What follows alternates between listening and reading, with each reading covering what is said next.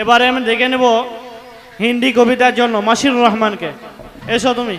अस्सलामुअलैकुम, मेरा नाम मशदूर रहमान है।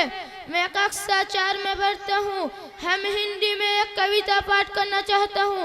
कविता का नाम हरदम आगे आगे देखो, पीछे मुड़ कर कभी न देखो।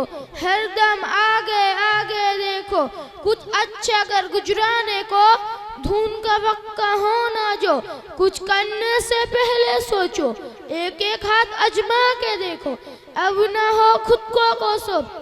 हरदम आगे आगे देखो, बेमतलब की बात न सोचो। जानकर से जानो समझो, गुरुजन की बातें मानो।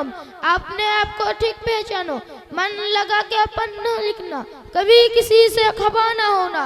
समय पे पन्ना समय में सोना, नहीं तो जीवन भर है रोना। अस्सलामु अलैकुम। মাশাআল্লাহ, খুব সুন্দর হয়েছে।